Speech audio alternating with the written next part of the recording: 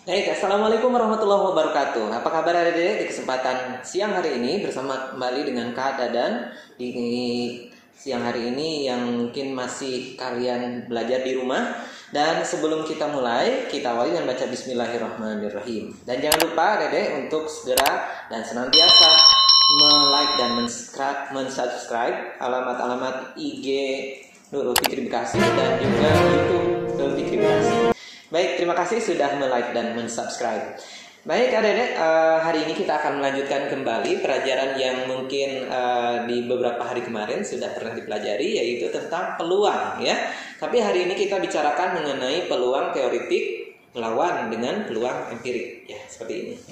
Oke, nah seperti itu yang akan kita bahas.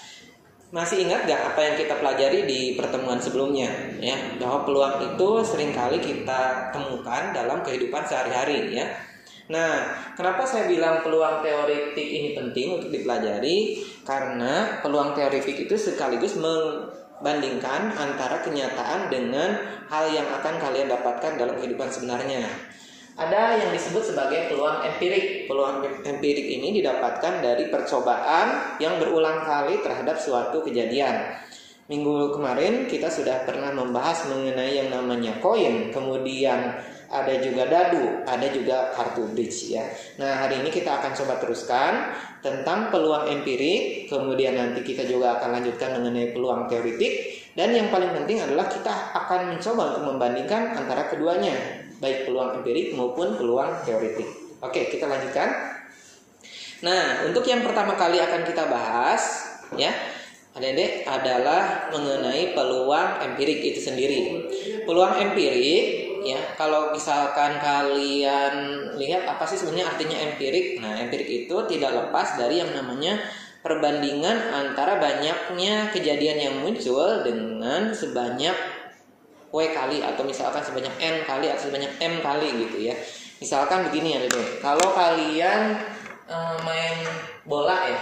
Nah kan kalau main bola itu kadang-kadang kita tidak berakhir mulus ya, selama 2 kali 45 menit ya. 2 kali 45 menit itu mungkin saja tidak terjadi yang namanya gol. Akhirnya maka dilakukan perpanjangan 2 kali 15 menit ya. 2 kali 15 menit. Nah, ini juga tidak terjadi gol. Maka kalian antara dua kesebelasan itu akan melakukan yang namanya tendangan penalti. Nah, ketika tendangan penalti itu dilakukan, nah satu periode tendangan penalti itu sebanyak 5 kali ya. Berarti kalau misalkan ada 2 tim, nanti mencoba 5 kali. Nah, dari 5 kali tendangan itu ya, kan mungkin nanti kalau ada 2 kesebelasan yang pertama kesebelasan A gitu ya misalkan, yang kedua kesebelasan B.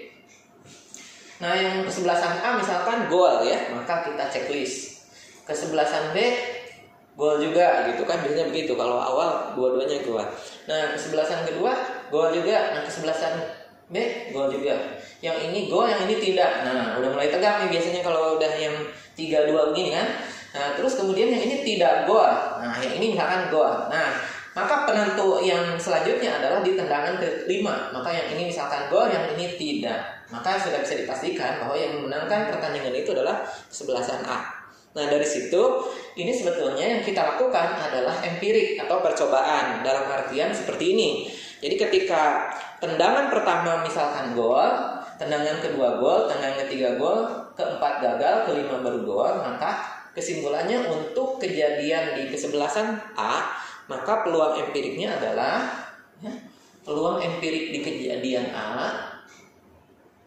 Nah, ya, yaitu 4 ya, 1 2 3 4.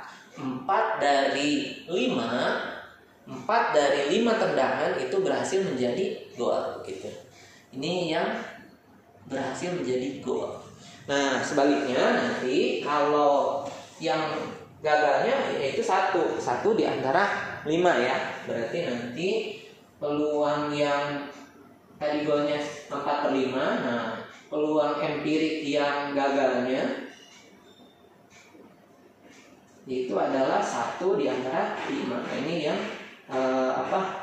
gagal gitu ya. Gagal. Nah, gitu. Jadi nanti 4/5 tambah 1/5 berarti nanti totalnya adalah 5/5 ya. 5/5 itu sama aja dengan satu apa ya? Satu rangkaian dari kegiatan melakukan tendangan penalti. Ya, seperti itu. Oke, bisa dipahami kan? Nah, yang berikutnya adalah yang tidak kalah pentingnya buat kalian. Ada yang disebut sebagai kelanjutan dari peluang empirik itu. Nanti kita coba akan bahas mengenai yang namanya peluang teoritik ya. Nah, tapi apakah berbeda? Nah, ternyata tidak terlalu jauh berbeda. Karena nanti pada dasarnya peluang empirik ini kalau kita lihat di contoh-contoh latihan soal yang akan kalian hadapi, ini sebenarnya tidak terlalu jauh berbeda ya. Jadi kalau misalkan kita punya catatan tentang peluang, jadi yang namanya peluang itu selain peluang empirik, ada yang namanya peluang teoritik. Nah, coba kita lihat. Jadi ketika misalkan adik-adik melakukan percobaan ya, jadi ada seseorang yang melempar koin. Nah, koin ini kita lempar sebanyak 40 kali ya. Nah, 40 kali koin yang dilempar itu nanti akan mendapatkan hasil sebagai berikutnya, seperti yang ada dilihat nih sebelah sini ya. Oke, seperti yang kalian lihat. Nah, jadi kalau dilihat ada 23 angka yang muncul, kemudian 17 gambar yang muncul. Nah, dari data tersebut maka kita bisa katakan bahwa peluang munculnya angka itu adalah 23 di antara 40. Kemudian peluang munculnya gambar yaitu 17 di antara 40. Jadi tadi sama persis kejadiannya seperti tadi nih. 4/5 ditambah 1/5 menjadi 5/5 atau menjadi 1. Itu juga sama. 23/40 ditambah 17/40 totalnya jadi 40/40 atau kita sebut dengan 1. Maka total peluang sekali lagi, yang namanya peluang itu bisa 0 suatu waktu dan bisa 1. Nah, 1 itu dari mana? 1 itu adalah jumlah dari yang tadi gol dan yang gagal. Jadi 1 itu adalah peluang maksimum. Ya, seperti itu. Baik, kita lanjutkan kembali. Nah, untuk yang berikutnya adalah kita coba lihat beberapa soal latihan ya. Mungkin kemarin kalian masih ingat ya tentang yang namanya koin. Nah, kalau koin katanya dilambungkan sebanyak 36 kali. Nah, kira-kira kalau muncul sisi gambarnya sebanyak 12 kali, maka peluang empiriknya seperti apa? Baik, coba kita lihat ya. Nah, untuk soal yang ini, kalau kita disuruh mencari peluang empiriknya, misalkan peluang empirik P empirik gitu ya, peluang empiriknya. Nah, tadi kan katanya yang menjadi gambar itu adalah 12 di antara 36 ya. Berarti peluang empiriknya itu 12/36. Nah, bisa seperti itu ditulisnya. Atau kalau misalkan di jawaban ABCD-nya ternyata tidak kita lihat, maka kita sederhanakan ya. Ternyata 12 dan 36 ini kita bisa bagi 12 ya. Maka ini bisa sederhanakan menjadi 1/3. Jadi peluang empiriknya adalah 1/3. Maka kita jawabnya yang A gitu ya. Oke, kita lanjutkan kembali untuk soal berikutnya. Nah, di soal berikutnya adalah kita mempunyai yang namanya koin kembali nih. Koin ini kita lempar sebanyak N kali ya. Maka muncul angka sebanyak A kali. Ya, nah, pertanyaannya adalah peluang empirik munculnya mata koin selain angka. Ingat, kita punya koin itu kan dua sisi ya. Jadi kalau koin itu punya dua sisi. Jadi kalau misalkan ya Dede, kita gambar dari tampak samping seperti ini. Nah, ini koin ya, kalau dilihat dari tampak samping kan kayak ini ya, kayak benda seperti itu. Nah, sebelah sini namanya angka ya, A saja. Misalkan tulisan 500, 1000 dan lain sebagainya. Nah, sebelah sini gambar. Ya, misalkan gambar burung Garuda atau gambar lambang negara kita ya. Nah, maka kita sebut dua sisi koin, dua sisi mata uang. Nah, kalau tadi katanya dilemparkan koin sebanyak N kali, maka N kali itu adalah ruang sampelnya. Jadi ruang sampelnya adalah N kali. Ruang sampelnya adalah N gitu ya. Nah, kemudian muncul sisi angka sebanyak A kali. Nah, bahkan nanti kalau kita lihat di yang tampilan berikutnya ini nih, coba kita lihat di tampilan berikutnya. Nah, jadi kalau kita lihat di tampilan berikutnya, karena yang dimunculkan di situ adalah angka, ya, angkanya munculnya sebanyak A kali gitu ya. Maka gambar itu adalah sisanya, ya. Gambar itu adalah sisanya. Jadi kalau semuanya adalah N, berarti angkanya A gambar itu selain dari A tadi, berarti N dikurang dengan A gitu ya. Nah, maka di slide berikutnya adalah peluang empirik munculnya selain angka. Nah, coba kita hapus.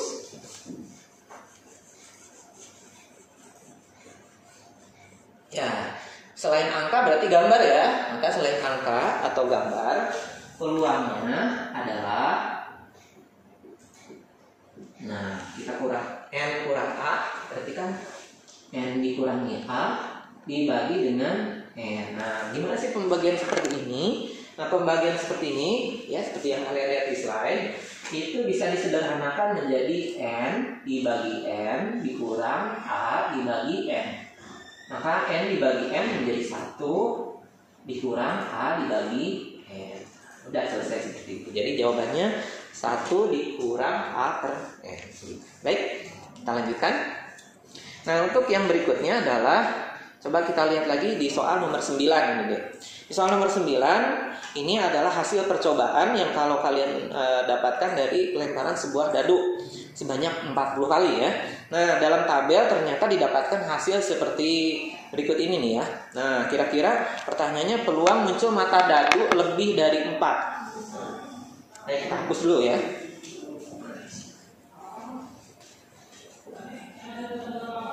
Nah, peluang muncul mata dadu lebih dari 4. Nah, di sini kita punya yang namanya tabel. Oke. Jadi kalau di tabel ini kita harus hati-hati. Khawatirnya nanti pas ketika ngerjain kalian tidak hati-hati. Maka kita lihat di tabelnya dulu ya. Ada mata dadu. Mata dadu, mata aja gitu ya. Kemudian banyaknya. Oke, nah kemudian di situ ada mata dadu 1 sampai 6. 1 sampai dengan 6 ya.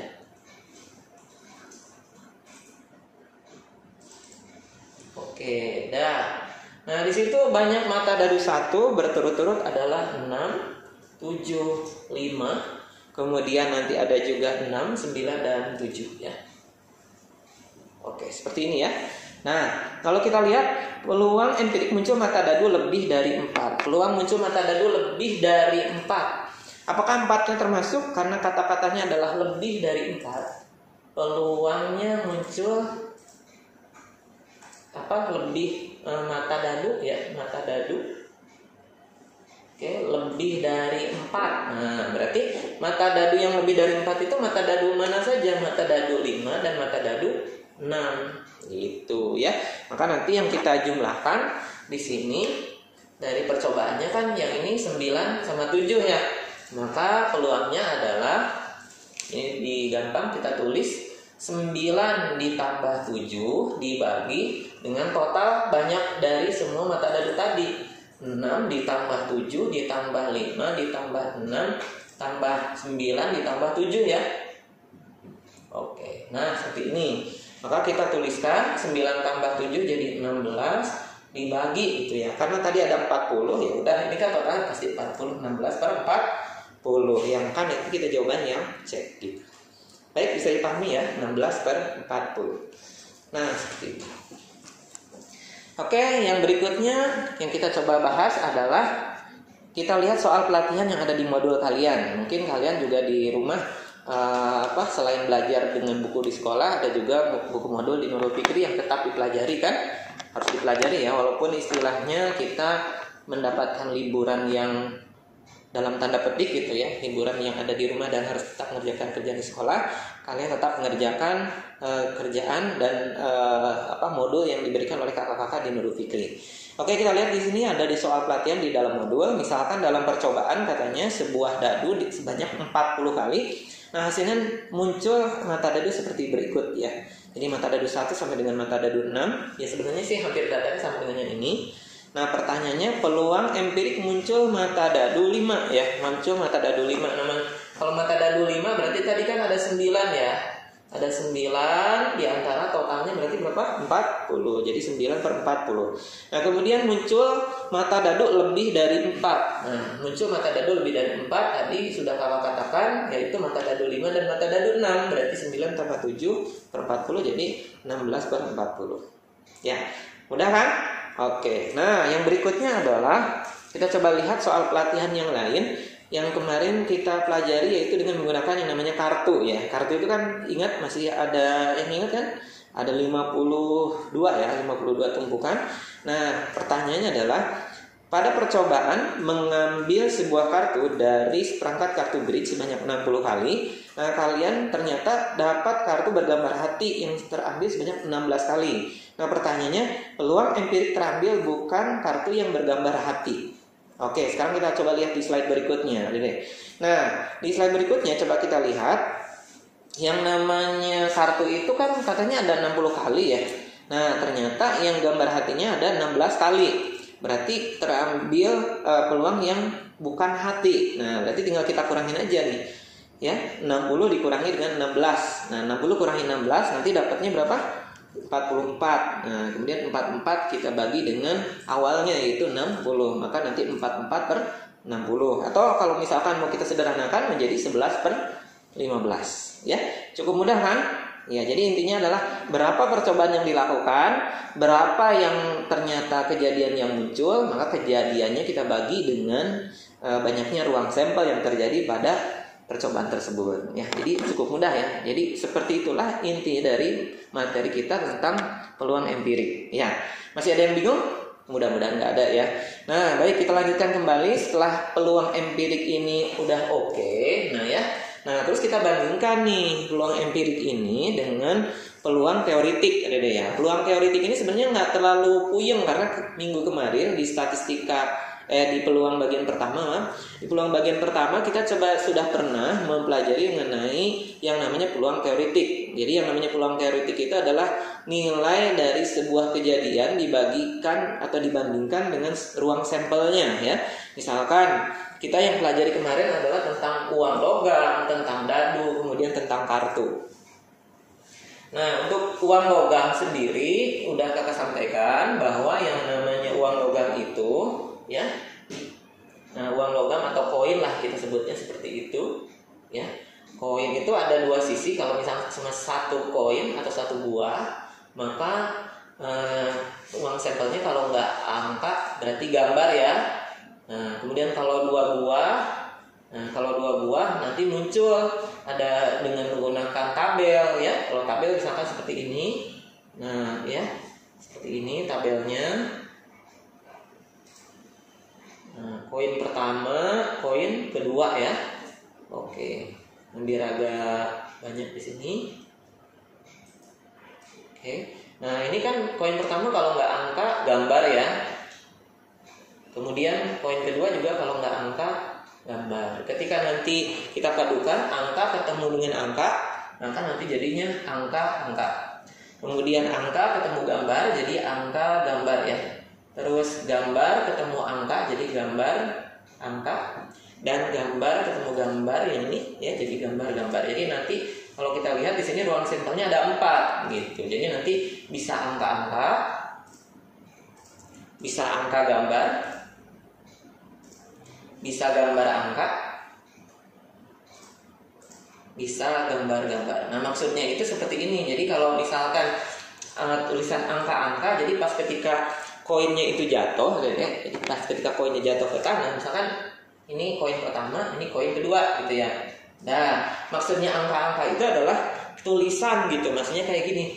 Di sini tulisannya misalkan 500, ya udah, ini 500, berarti ini juga 500. Nah, ketika dua-duanya adalah kelihatannya tulisan 500-nya, berarti itulah yang disebut sebagai angka-angka. Nah, kalau misalkan yang angka gambar, berarti kalau yang pertamanya adalah 500, nah yang keduanya misalkan gambarnya misalkan gambar angklung gitu ya. Nah, gambar angklung, maka nanti kita tulisnya ya misalkan ginilah angklung gitu ya. Anggap aja angklung biar bagus gitu ya. Nah, seperti itu. Jadi itu yang kita sebut sebagai angka gambar. Kalau gambar angka berarti angklung 500. Kalau gambar-gambar angklung-angklung gitu kan. Jadi seperti itu. Nah, pertanyaannya adalah bagaimana peluang katanya muncul dua sisi gambar. Yang peluang muncul dua sisi gambar berarti kalau kita lihat mana dong? Nah, berarti yang dua sisi gambar berarti yang ini ya. Nah, yang gambar-gambar. Berarti yang gambar-gambar itu cuma ada satu di antara berapa nih? Atau ya kelihatan di sini deh. cuma ada 1 di antara 1, 2, 3, 4. Berarti peluangnya adalah 1/4 gitu. Jadi peluang sama dengan 1/4 kalau yang gambar dua-duanya. Oke, cukup mudah dipahami kan? Nah, yang berikutnya adalah coba kita lihat lagi. Untuk kalian, contoh yang berikutnya adalah kalau misalkan kita punya koin terus kita lempar 60 kali ya. Nah, peluang munculnya sisi angka 31 kali nih. Nah, pertanyaannya berapa peluang empirik munculnya sisi angka gitu ya. Kalau di peluang empirik kan begitu. Jadi 31/60. Kenapa 31/60? Karena yang munculnya 31 sedangkan ruang sampelnya adalah 60. Tetapi kalau kita berbicara mengenai peluang teoritik, maka 31/60 tadi kalau kita buat jadi penyederhanakan agak rumit ya. Maka 31 itu kita bulatkan seolah-olah mendekati 30/60. Maka nanti 30/60 kita sederhanakan menjadi setengah gitu ya. Jadi istilahnya kalau peluang empirik itu berdasarkan percobaan, kalau peluang teoritik itu dengan pernyataan yang sudah disederhanakan gitu ya. Jadi seperti itu. Jadi tidak terlalu rumit sebetulnya ya. Oke, kita lanjutkan yang berikutnya. Nah, untuk yang berikutnya ini adalah coba kita lihat lagi bahwa ada percobaan untuk melempar sebuah dadu sebanyak 60 kali. Nah, ternyata setelah 60 kali kalian akan mendapatkan hasil sebagai berikut ya. Jadi ada mata dadu 1, 2, 3, 4, 5, 6 yang muncul berbeda-beda. Misalkan contoh pertanyaannya di sini, peluang empirik dan teoritik yang muncul pada setiap dadu dan hubungannya. Nah, coba kita lihat dulu kalau kita mencari peluang empiriknya ya. Oke, kita hapus dulu. Nah, jadi ini kita bisa bedakan mana nanti peluang empirik dan mana peluang teoritik ya. Baik, sebagai contoh misalkan seperti ini ya. Jadi di situ ditulis bahwa peluang empirik mata dadu 1 ya. Peluang empiriknya kita lihat dulu ya, peluang empirik. Nah, empirik ya. Empirik dah. Oke. Nah, jadi peluang mata dadu 1 nih, khusus untuk mata dadu 1 ya. Mata dadu 1. Nah, seperti ini. Kalau kita lihat di situ peluang mata dadu 1 yang muncul adalah 12 ya. Berarti nanti 12. Nah, padahal pelemparannya sebanyak 60 kali. Berarti 12 dibagi atau dibanding dengan 60. Nah, ini kan bisa sederhanakan menjadi 1/5 ya. Kalau kita jadikan itu menjadi pecahan desimal, maka 1/5 itu ditulis 0,2. Atau bisa dibaca 0,20, boleh lah ya, 0,20. Jadi 0,20 itu adalah peluang empiriknya. Terus kalau misalkan kita lihat, kok bisa peluang teoritiknya berbeda dengan peluang empirik gitu ya. Jadi kalau peluang teoritiknya, peluang teoritik gitu ya, peluang teorinya kan sebenarnya begini. Jadi kalau misalkan kita lihat ini yang namanya apa? Mata dadu 1, peluang mata dadu 1. Nah, jadi mungkin saja tidak selalu 12 di antara 60 gitu ya. Mungkin saja nanti dia berbeda pendekatannya. Jadi istilahnya kalau secara teori gitu ya, peluang mata dadu 1 itu berarti kan 1 gitu ya. 1 di antara dengan 6 gitu ya. 1 di antara 6. Kalau 1 di antara 6 berarti gimana? 1/6 gitu ya. 1/6 itu berarti gimana dong 1/6? Ya 1/6 gitu. 1 dibagi 6. Nah kayak gitu. Maka ini ditulis gimana? 1/6 tuh. Jadi 1 bagi 6 kan gak bisa. Nah kasih 0, kasih 0, gitu ya. 6 kali berapa mendekati 10? Ya kali 1 ya. Jadi nanti 6. Nah dikurangi dari itu 4 gitu ya. 4 bagi 6 gak bisa, maka kasih 0. Nah 6 kali berapa? Dekat ke 40 kali 6. Begitu terus sih nanti berulang-ulang 0,16666 gitu ya. Nah ini dibulatin aja jadi 0,17 ya. Maka nanti peluang mata dadu secara empirik, secara percobaan itu adalah 0,20. Kalau secara teoritik 0,17 1666 yang dibulatin menjadi 0,17 gitu ya. Jadi seperti itu. Mudah kan? Ya, untuk yang lainnya kalian bisa teruskan. Nah, mudah-mudahan kalian bisa lihat nih perbedaannya seperti apa. Kalau kita bandingkan nih sekarang ya, kalau kita bandingkan peluang empirik dan peluang teoretik itu seperti apa? Coba kita lihat nih. Tadi peluang empiriknya berapa tadi? 0,20 ya. 0,20 nih seperti ini. Kemudian peluang teoretiknya 0,17. Nah, cara membandingkannya lihat aja depan desimalnya nih ya, 0,20 dengan 0,17. Nah, 0,20 dengan 0,17 berarti kalau kita lihat besar mana nih? 0,20 apa 0,17? Ternyata besar yang 0,20 atau peluang empiriknya ya.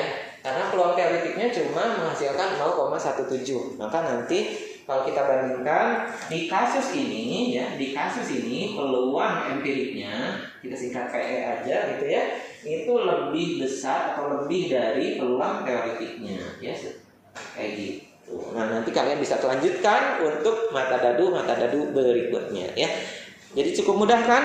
Peluang mata dadu 1, 2, 3, 4, 5 sampai 6. Jadi nanti semakin banyak percobaan yang kalian dapatkan atau semakin banyak eksperimen yang kalian lakukan, itu akan memudahkan kita untuk membandingkan sebenarnya enakan peluang teoretik atau peluang empirik ya. Baik, seperti itu mungkin untuk hari ini, dan kita akan lanjutkan dengan pembahasan tes formatif usai jeda iklan berikut ini ya. Pastikan selalu di layanan channel NF Bekasi, di kanal Nurul Fikri Bekasi, baik di YouTube maupun di Instagram. Kita akan kembali setelah jeda paripara berikut ini. Masuk NF sebelum masuk SMP favoritmu. Masuk NF sebelum masuk SMA favoritmu. Masuk NF sebelum masuk SMP favoritmu. Masuk NF sebelum masuk SMA favoritmu. Masuk NF sebelum masuk PTN favoritmu. Nurul Fikri mendidik diri, mendidik generasi baru.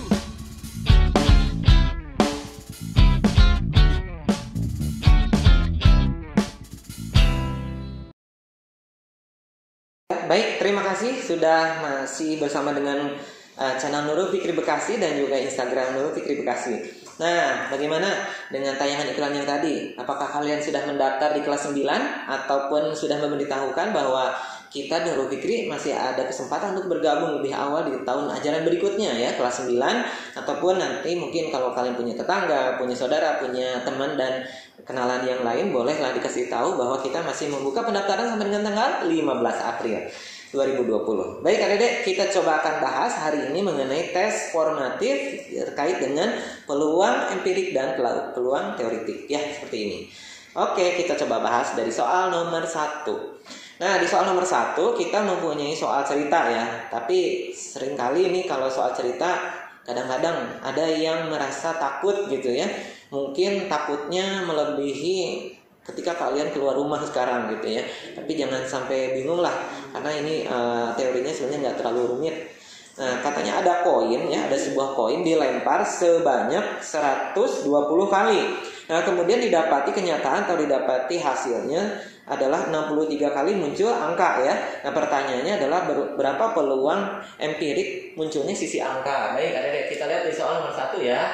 Nah, jadi kalau peluang empirik sekali lagi tadi didapatkan kenyataan bahwa muncul sisi angka dibandingkan dengan total dari ruang sampel ya, dari ruang sampel.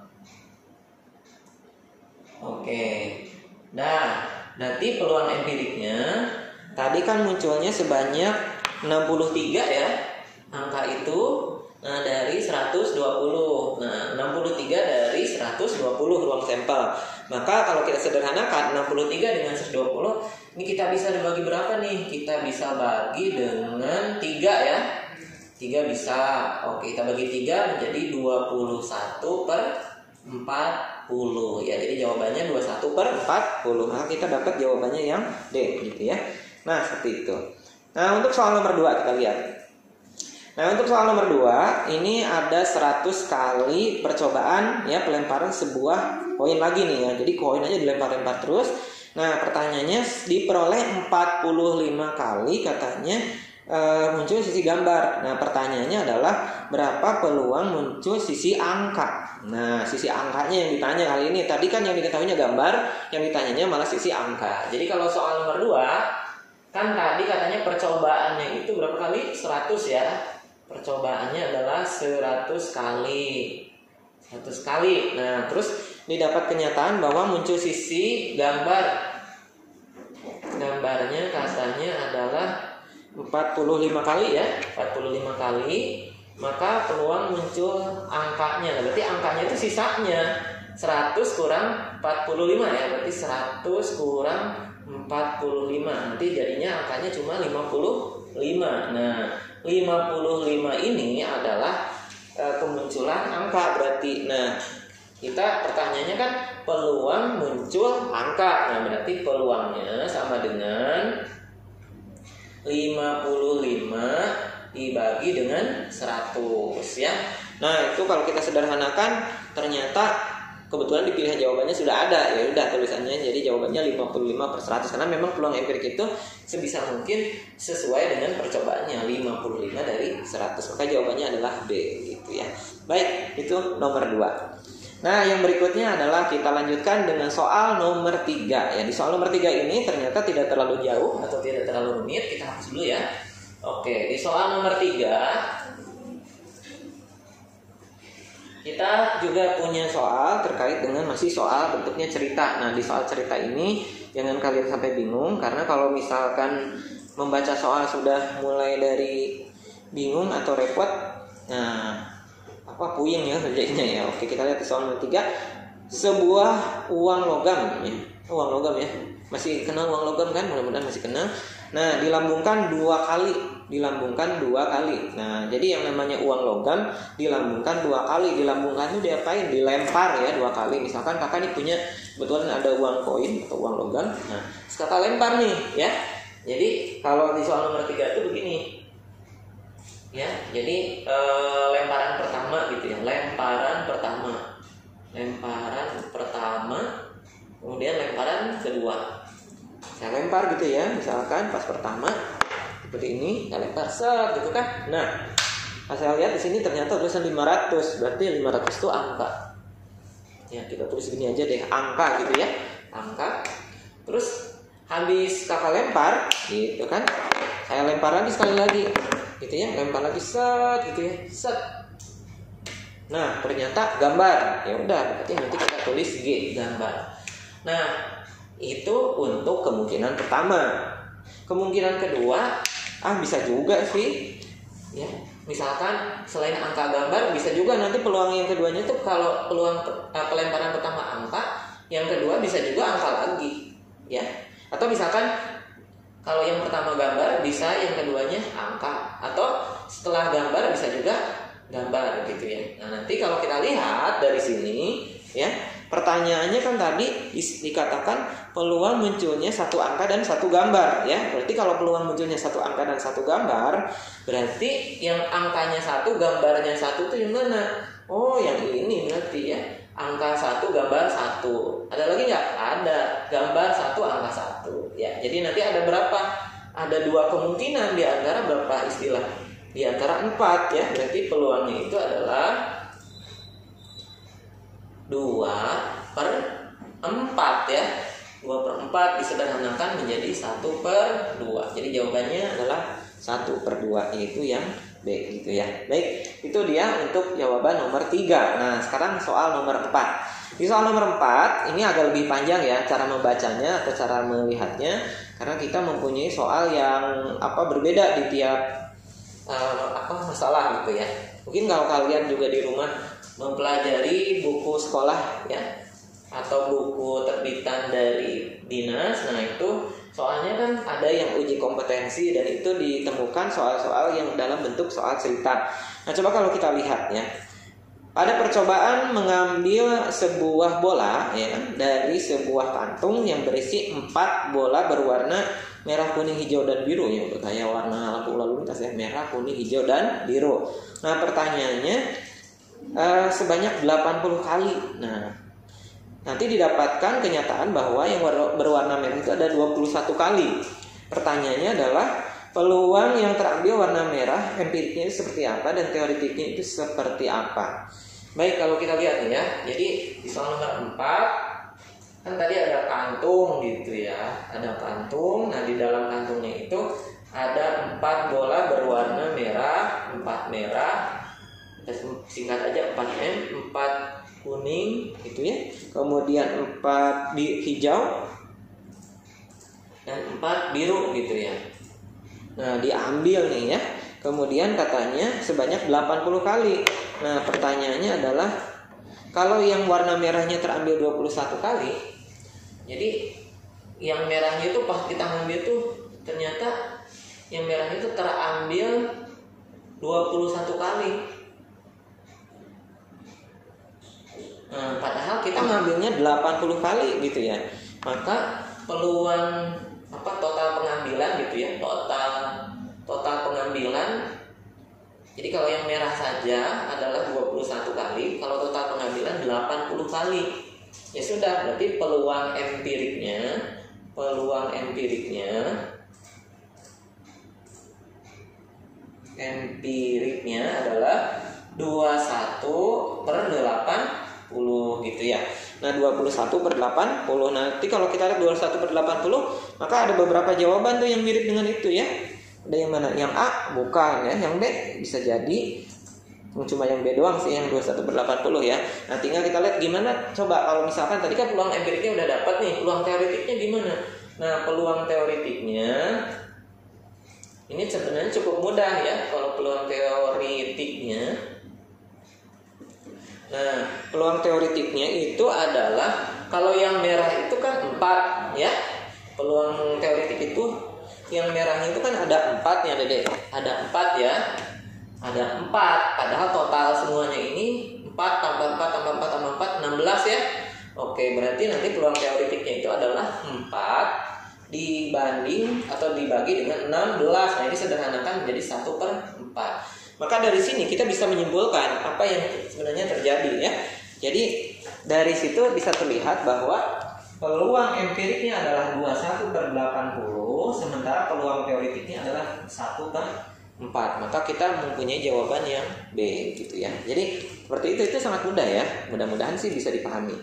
Oke, sampai situ ada yang masih bingung? Mudah-mudahan nggak ada ya. Oke, sekarang kita coba masih lanjutkan. Ada 2 lagi soal. Soal nomor 5 dan soal 6. Soal nomor 6 ya. Oke. Nah, biar semangat, mungkin sambil belajar kalian tidak ada salahnya untuk kembali memberitahu ke teman-teman kalian bahwa selama mengusir liburan ini Nurul Fikri masih menemani kalian untuk belajar di rumah ya, dengan home learning atau pembelajaran online gitu ya. Jadi jangan sampai salah, Nurul Fikri ada belajar online-nya ada ya. Pokoknya pengajarnya istimewa dan sangat menarik. Nah, untuk kita lanjutkan sekarang soal nomor 5 ya. Di soal nomor 5 ini ternyata tidak terlalu jauh berbeda dengan soal yang kita latih sebelumnya, bahwa katanya ada suatu lomba sepeda ya, lomba sepeda. Pernah ikut lomba sepeda nggak? Ya, mudah-mudahan sih ikut lomba sepeda. Nah, dalam rangka 17 Agustus atau misalkan bentar lagi bulan puasa, kadang-kadang kalian juga menggunakan sepeda sebelum bulan puasa ya. Istilahnya apa sih? Istilahnya tahrim Ramadan ya. Cuma tahun ini kita kayaknya sepi-sepi, tapi mudah-mudahan nggak sepi ya. Mudah-mudahan badainya segera berlalu. Tapi yang jelas lomba balap sepeda ini akan diikuti dengan beberapa orang menggunakan istilahnya itu kategori umur ya. Ada yang umur 7 tahun sebanyak 14 orang, kemudian 18 orang mempunyai umur 8 tahun, kemudian 12 orang mempunyai umur 9 tahun. Nah, pertanyaannya ini tidak ada di pilihan ya, sengaja nih, karena ini soal juga ada di dalam buku latihan di sekolah. Pertanyaannya, jika lomba tersebut akan memilih 1 orang terbaik gitu ya. Nah, berapa peluang terpilih peserta yang berumur 8 tahun gitu ya. Yang umur 8 tahun. Ada yang umur 8 tahun di situ? Nggak ada ya? Nggak ada ya. Kalian rata-rata umurnya berapa? 14 tahun gitu ya, atau 13 tahun. Nah, coba kita lihat nih yang umurnya 8 tahun. Berarti yang umurnya 8 tahun di soal nomor 5 ini ya, peluang, berarti ini kalau misalkan kita lihat dari kategorinya ini maksudnya ke peluang empirik ya. Peluang empirik gitu ya, peluang hasil dari suatu percobaan atau dari suatu eksperimen yang umurnya 8 tahun tadi, 8 tahun, singkat aja 8 THN gitu, 8 tahun. Nah, di situ 8 tahun itu ada sebanyak 18 ya. Berarti ada sebanyak 18 orang, 18 anak. Nah, dibagi gitu kan ruang sampelnya semuanya kita jumlahkan dari usia 7 sampai dengan usia 9. Usia 7 14 tambah usia 8 18 tambah usia 9 12 ya. Maka nanti kita jumlahkan 14 tambah 18 32 tambah 12 ya. Berarti 44. Jadi 18 per 4. Nah, boleh dijawabnya seperti itu aja sih kalau misalkan peluang empirik ya. Nah, saya mau sederhanakan boleh dibagi 2 ya, bagi 2 maka nanti jadi sederhanakan jadi 9 per 22. Jadi jawabannya seperti itu juga boleh. Ya, jadi bisa dipahami ya. Jadi jawabannya 18 di antara 44 atau 9 per 22. Oke, itu untuk soal nomor 5. Nah, satu lagi soal nomor 6. Soal nomor 6 ini kalian coba kita minta untuk soal-soal dalam bentuk teori ya, karena kalau misalkan kita hanya berkutat di soal pilihan ganda, kalian adalah siswa kelas 8 dan kalau kita lihat nanti di kenyataannya kita dapatkan bahwa tidak selalu soal itu dalam bentuk jawaban pilihan ganda ya. Coba kita bahas dulu dan sebelumnya kita hapus dulu. Oke. Nah, soal nomor 6. Di soal nomor 6 ini kita disuruh untuk membandingkan antara peluang empirik dan peluang teoritik dengan didapatkan fakta bahwa ada 2 tabel di situ, yaitu tabel tentang hasil pelemparan atau pelambungan dari 100 kali sebuah dadu ya. Nah, nanti ada mata 1 sampai dengan mata 6 ternyata dapat percobaan seperti itu. Nah, jadi kita coba buat ininya ya, tabel ininya aja langsung. Tabel perbandingannya. Udah. Oke. Ini tabel perbandingannya.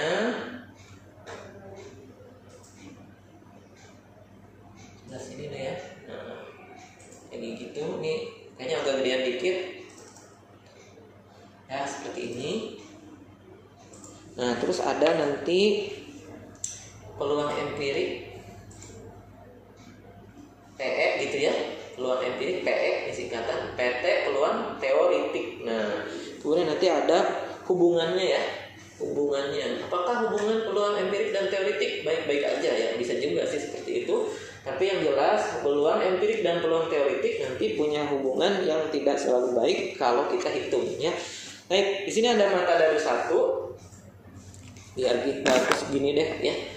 Mata dadu 1, 2, 3, 4, 5, dan 6. Nah, seperti itu. Nah, kalau kita lihat gitu ya. Ini biar ini ya. Nah, seperti ini kita buat dulu barisannya. Oke, gitu. Nah, di situ ditulis bahwa peluang empirik munculnya mata dadu 1 katanya ada 17 ya. 17 di antara 100, berarti peluang empiriknya itu yang mata dadu 1. Kakak tulis gini aja ya. Seperti ini. Nah, ya. Seperti itu. Jadi peluang empirik mata dadu 1 itu adalah 17 di antara 100. Maka nanti ini jadi 0,17 ya. Jadi 0,17. Maka kita tulis aja di sebelah sini 0,17.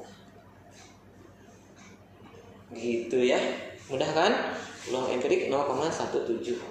Kemudian peluang empirik mata dadu 2. Nah, peluang empirik mata dadu 2 juga sebenarnya tidak terlalu rumit ya. Jadi kalau peluang empirik mata dadu 2 di situ ditulisnya 16 ya. Nah, ada 16. Oh ya udah, berarti peluang empiriknya nanti mata dadu 2 16/100. Jadi ini sih masih per 100 gitu ya. Jadi 0,16. Jadi ini bisa ditulis 0,16. Oke, yang lainnya bisa kita teruskan karena ini enaknya per 100 semua, hampir mirip juga. Berarti ini 0,16 juga, 0,16, 0,16, kemudian 0,18. Ya, kemudian yang satunya lagi 0,17 kalau kalian lihat di sebelah sana ya. Oke, 0,17. Kemudian nanti satu lagi 0,16. Ya, 0,16. Nah, seperti itu. Ini total harus berapa nih? Total harus berapa? Totalnya harus 1 ya. Karena ini total ini harus 1 nih. Jadi total ini harus 1. Dari sini tambahin semuanya harus 1,00 gitu. 1,00. Karena nanti batas peluang itu harus 1. Kalau misalkan Kak saya udah jumlahin nih dari sini sampai sini ternyata enggak 1,00. Nah, berarti salah ya. Jadi karena harus pastikan bahwa totalnya itu adalah 1,00. Nah itu tentang peluang empirik. Nah kalau peluang teoritik, kakak pikir ini cukup gampang ya. Kalau peluang teoritik kan kalau mata dadu 1 itu berapa? Nah kalau peluang mata dadu 1 ini misalkan udah selesai gitu ya. Nah peluang teoritiknya singkat aja PT. Nah peluang mata dadu teoritik untuk mata dadu 1 itu ya kita tinggal buat gini aja. Yang angka mata dadu 1 itu cuma ada 1 di antara 6 ya. Nah prosesnya kayak tadi lagi tuh, masih inget kan? 1/6, 1 bagi 6 kan nanti 1 bagi 6 gak bisa kan? Kasih 0 ya. 6 kali berapa? Dekat 10 berarti 6 kali 1. Jadi 6 dikurangi 4 gitu kan. Kemudian 4 bagi 6 gak bisa juga, kasih 0, kasih berapa? 6 ya. Begitu terus 36 ya nggak bisa habis 0,1666 gitu ya. Ini kan kalau dikurangi masih 4. Nah ini kan kalau dibuletin ya jadi 0,17. Jadi nanti kita tulis di sini 0,17 ya. Begitupun ini, karena ini intinya cuma 1 di antara 6 ya. Oke.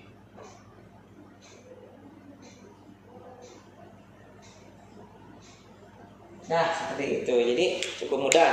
Nah tinggal kita tandanya aja nih ya. Kalau ini berarti apa tanda hubungannya? Sama dengan gitu kan. Kalau ini kurang dari, kalau yang ini kurang juga, kalau ini lebih dari, kalau ini sama dengan, kalau ini kurang dari ini. Jadi jawabannya seperti ini. Jadi bisa sih ditambahin kayak gini juga lebih bagus. Mungkin peluang empirik sama dengan peluang teoritik gitu ya. Nanti biar kelihatan deh. Oke.